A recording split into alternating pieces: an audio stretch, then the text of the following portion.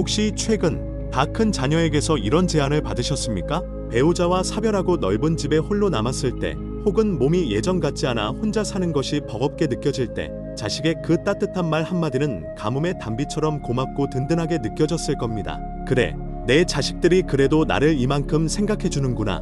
뭉클한 마음에, 혹은 어쩔 수 없는 현실적인 이유로 평생을 살아온 정든 내 집을 떠나 아들 혹은 딸의 집으로 들어가는 큰 결심을 하셨을지도 모릅니다. 하지만 그 새로운 시작의 설렘과 기대도 잠시, 막상 자식의 집에서 하루 이틀 지내다 보니 마음 한구석이 영 편치만은 않으시지요? 아침에 일어나는 시간부터 밤에 잠자리에 드는 순간까지 사사건건 눈치가 보이고 내 집에서처럼 편안하게 행동할 수가 없어 숨이 턱턱 막히는 듯한 답답함을 느끼고 계실 겁니다. 착한 며느리는 아무 말 없이 미소를 짓고 있지만 그 미소 뒤에 숨겨진 어색함과 불편한 공기가 느껴지고, 든든한 사위는 깍듯하게 인사를 하지만 그의 행동 하나하나에서 보이지 않는 벽이 느껴져 마음이 서늘해진 경험 다들 있으실 겁니다. 내가 괜히 들어왔나? 이건 사는 게 아니라 얹어 사는 거구나. 이런 자괴감과 후회 속에서 하루하루를 가시방석처럼 보내고 계시지는 않으십니까? 더 이상 그런 불편한 마음으로 스스로를 괴롭히지 마십시오. 더 이상 눈치 보고 주눅든 채 어르신의 소중한 노후를 낭비하지 마십시오.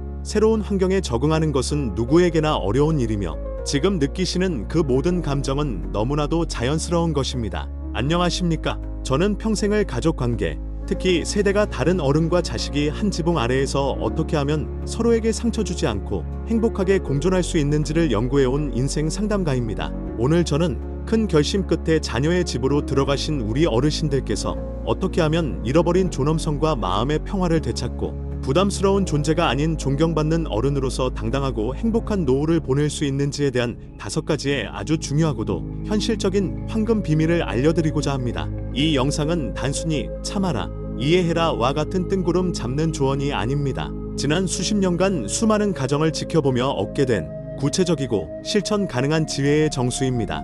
오늘 이 영상을 끝까지 보신다면 어르신께서는 더 이상 자식의 집에서 눈칫밥을 먹는 서름을 겪지 않고 오히려 자식 내외에게 어머니, 아버지와 함께 사니 정말 좋습니다. 나는 진심 어린 말을 듣게 되실 겁니다.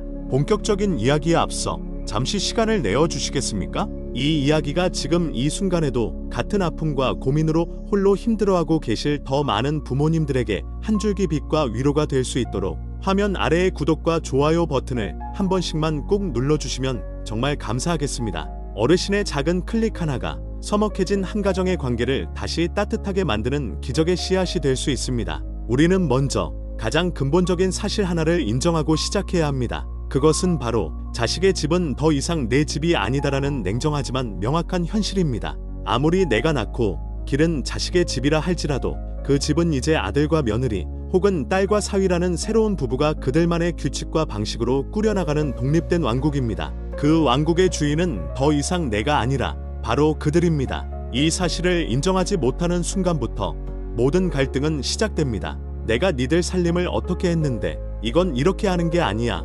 니들 아빠는 이런 반찬은 쳐다도 안 봤다. 내가 보니까 청소를 영 안 하는 것 같구나. 이런 말들이 사랑과 걱정이라는 이름으로 포장되어 튀어나오는 순간 그 집의 평화는 깨지기 시작합니다. 부모의 눈에는 자식의 살림이 서툴고 부족해 보일 수 있습니다. 수십 년의 살림 경력을 가진 당신의 눈에는 모든 것이 못마땅하게 보일 수도 있습니다. 하지만 기억하십시오. 그 서툰 방식, 그 못마땅한 모습조차도 이제는 그들의 삶의 방식이며 우리가 존중해 주어야 할 그들만의 역사입니다. 제게 상담을 왔던 한 며느리는 눈물로 이렇게 호소했습니다.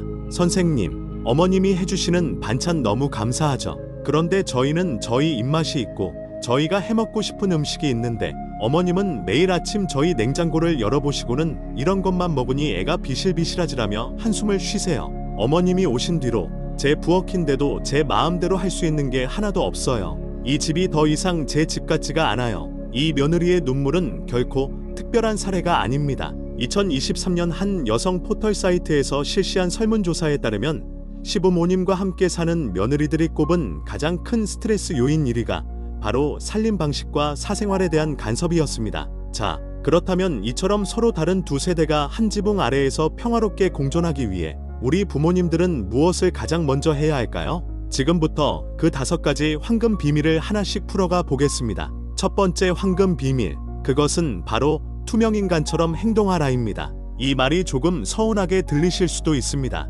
아니, 한 집에 같이 사는데 어떻게 투명인간처럼 지내란 말이냐고 반문하실 수도 있습니다. 하지만 여기서 말하는 투명인간이란 존재감 없이 구석에만 있으라는 뜻이 결코 아닙니다. 오히려 그 반대입니다. 이것은 나는 너희들의 사적인 공간과 시간을 완벽하게 존중한다는 가장 강력하고도 세련된 메시지를 전달하는 것입니다. 자녀 부부가 퇴근하고 돌아왔을 때 거실 소파에 앉아 오늘은 왜 이렇게 늦었냐? 저녁은 뭐 먹을 거냐? 라며 묻기 전에 먼저 조용히 당신의 방으로 들어가 문을 닫아주는 센스가 필요합니다. 그들은 하루 종일 밖에서 시달리다 돌아왔습니다. 지금 그들에게 가장 필요한 것은 부모의 따뜻한 관심 이전에 누구의 방해도 받지 않고 잠시 숨을 돌릴 수 있는 그들만의 시간과 공간입니다. 자녀들이 주말 늦잠을 자고 있을 때 벌써 해가 중천인데 아직도 자고 있느냐? 며 방문을 벌컥 열기보다는 조용히 당신의 아침 산책을 다녀오십시오. 그들이 대화를 나누고 있을 때 궁금하다는 이유로 슬그머니 다가가 귀를 기울이기보다는 조용히 이어폰을 끼고 당신이 좋아하는 라디오를 들으십시오. 이처럼 당신이 보이지 않는 곳에서 그들의 시간을 존중해 줄 때 역설적으로 당신의 존재감은 더욱 커집니다. 자녀들은 우리 어머니, 아버지께서 우리를 정말 많이 배려해 주시는구나. 우리를 하나의 독립된 가정으로 인정해 주시는구나라고 느끼게 됩니다. 그리고 그 감사함은 곧 존경심으로 이어지게 됩니다. 어머니, 방에만 계시지 말고 나오셔서 같이 과일이라도 드세요. 이렇게 자녀들이 먼저 당신을 찾게 만드는 것, 그것이 바로 투명인간 전략의 최종 목표이자 가장 현명한 공존의 방식입니다. 두 번째 황금 비밀은 도와주는 사람이 아니라 조력자가 되라는 것입니다. 이 두 가지는 언뜻 비슷해 보이지만 하늘과 땅만큼의 큰 차이가 있습니다. 도와주는 사람은 자신의 방식과 기준으로 상대방의 일에 적극적으로 개입합니다. 내가 해줄게. 그건 그렇게 하는 게 아니야. 이런 말들은 모두 도움이라는 이름 아래 행해지는 간섭일 수 있습니다. 반면 조력자는 상대방이 필요로 할 때까지 조용히 기다려줍니다. 그리고 상대방이 도움을 요청했을 때 자신의 방식을 강요하는 대신 내가 무엇을 도와줄까?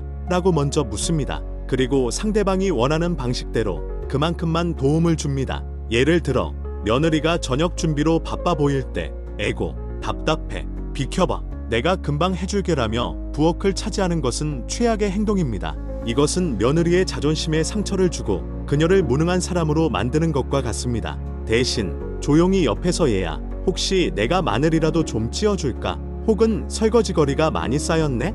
내가 이건 좀 치워줘도 괜찮겠니? 라고 물어보는 것이 현명한 조력자의 모습입니다. 손주를 돌보는 문제도 마찬가지입니다. 니들은 애를 왜 이렇게 키우니? 나 때는 말이야 라며 과거의 육아 방식을 강요하는 것은 세대 갈등을 일으키는 가장 빠른 지름길입니다. 자녀들의 육아 방식이 마음에 들지 않더라도 일단은 그들의 결정을 존중해 주십시오. 그리고 그들이 정말 지치고 힘들어서 어머니, 저희 좀 도와주세요 라고 손을 내밀었을 때 그래, 그럴 줄 알았다. 진작 내 말을 듣지 그랬니라며 잔소리를 하는 대신 그래, 얼마나 힘들겠니? 오늘 하루는 엄마한테 맡기고 둘이 나가서 영화라도 보고 오렴이라며 따뜻하게 안아주는 것이 진짜 어른의 모습입니다. 기억하십시오. 부모의 경험과 연륜은 분명 소중한 자산입니다. 하지만 그 자산은 원하지 않는 사람에게 억지로 떠넘기는 골칫거리가 아니라 필요한 사람에게 기꺼이 나눠주는 귀한 선물이 되어야 합니다. 자녀의 삶에 부담스러운 짐이 아니라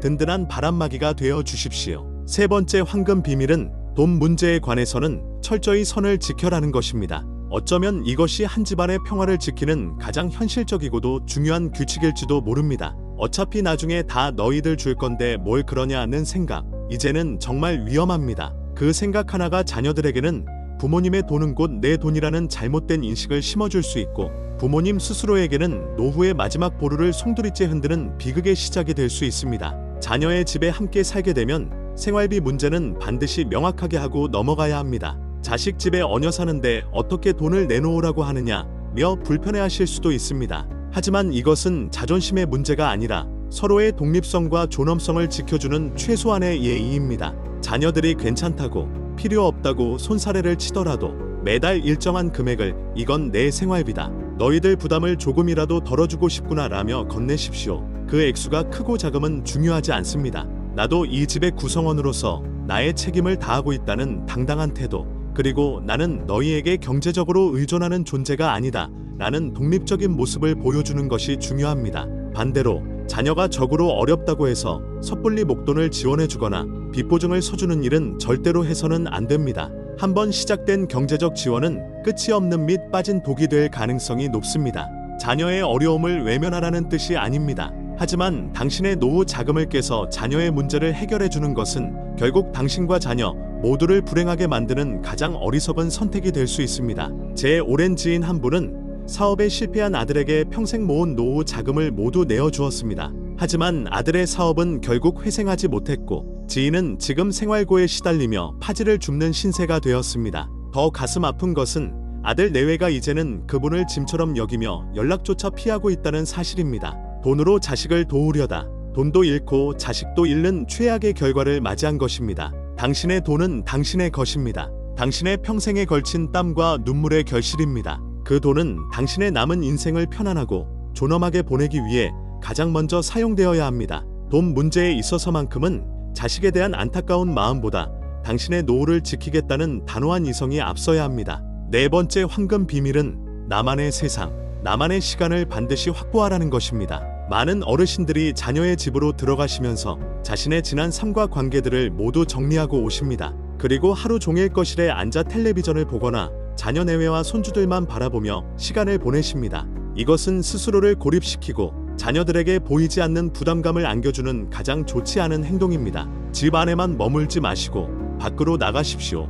당신만의 친구들을 만나고 당신만의 취미를 즐기십시오. 가까운 노인복지관이나 문화센터에 등록하여 새로운 것을 배우는 것도 좋습니다. 서예, 탁구, 노래 교실, 컴퓨터 교실 등 당신의 마음을 설레게 하는 일이라면 무엇이든 좋습니다. 당신이 당신의 삶을 즐기고 있을 때 자녀들은 오히려 당신을 더 존경하고 궁금해하게 될 것입니다. 우리 어머니는 요즘 서예에 푹 빠지셨다더라. 아버지가 탁구 대회에 나가서 상을 타셨대. 이런 소식들은 자녀들에게 당신이 더 이상 돌봄이 필요한 약한 존재가 아니라 여전히 자신의 인생을 열정적으로 살아가는 멋진 어른이라는 인식을 심어줍니다. 또한 당신이 밖에서 즐거운 시간을 보내는 만큼 자녀 내외는 집에서 편안한 자유를 누릴 수 있습니다. 부모님이 집에 계시면 아무래도 옷차림이나 말투, 행동 하나하나가 조심스러울 수밖에 없습니다. 당신이 잠시 집을 비워주는 그 시간이 그들에게는 가뭄의 단비와도 같은 소중한 휴식과 재충전의 시간이 될 수 있습니다. 기억하십시오.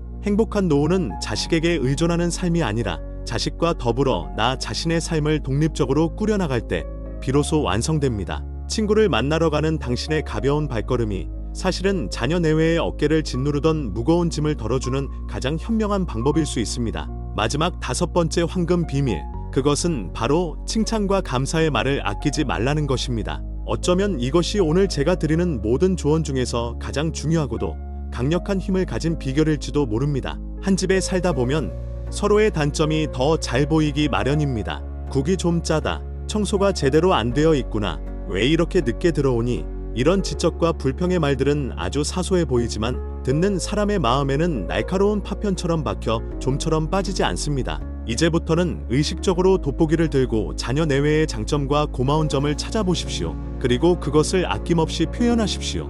얘야, 내가 끓여준 된장찌개가 세상에서 제일 맛있다. 오늘 정말 잘 먹었다. 자네가 주말에 청소해줘서 집이 이렇게 환해졌구만. 정말 고맙네. 너희들 열심히 사는 모습 보니 내가 참 대견하고 자랑스럽다. 진심이 담긴 칭찬과 감사의 말 한마디는 그 어떤 비싼 선물보다도 더 큰 힘을 가지고 있습니다. 그것은 상대방의 지친 마음을 어루만져주고 우리가 서로에게 얼마나 소중한 존재인지를 다시 한번 일깨워줍니다. 특히 며느리와 사위에게 건네는 따뜻한 칭찬은 그들이 시댁과 처가에 대해 가지고 있던 막연한 부담감과 어려움을 눈 녹듯이 녹여내리는 마법과도 같은 효과를 발휘합니다. 독일의 데모노 괴테는 사람을 대할 때 그 사람이 마땅히 되어야 할 모습으로 대하면 그는 결국 그 모습이 될 것이다 라는 말을 남겼습니다. 며느리를 잔소리의 대상으로 보면 그녀는 영원히 부족한 며느리로 남겠지만 며느리를 참 착하고 살뜰한 우리 딸이라고 칭찬하고 인정해주면 그녀는 정말 당신의 다정한 딸이 되어줄 것입니다. 사랑하는 어르신 여러분, 오늘 우리는 자녀의 집에서 더 이상 얹혀 사는 존재가 아니라 존중받고 사랑받는 함께 사는 가족으로 거듭나기 위한 5가지의 황금 비밀에 대해 이야기를 나누었습니다. 투명인간처럼 그들의 공간을 존중해주고 부담스러운 도움이 아닌 지혜로운 조력자가 되며 돈 문제에 대해서는 명확한 선을 긋고 나만의 세상을 가꾸며 마지막으로 칭찬과 감사의 말을 아끼지 않는 것. 이 5가지의 지혜가 어르신의 남은 인생을 얼마나 평화롭고 행복하게 만들 수 있는지 부디 오늘부터 하나씩 차근차근 실천해 보시기를 바랍니다. 새로운 시작은 언제나 낯설고 두려운 법입니다. 하지만 작은 용기를 내어 한 걸음 내디딜 때 어색했던 관계는 다시 따뜻해지고 불편했던 공간은 비로소 아늑한 나의 집이 될 수 있습니다. 어르신의 존엄하고 행복한 노후를 제가 진심을 다해 응원하겠습니다.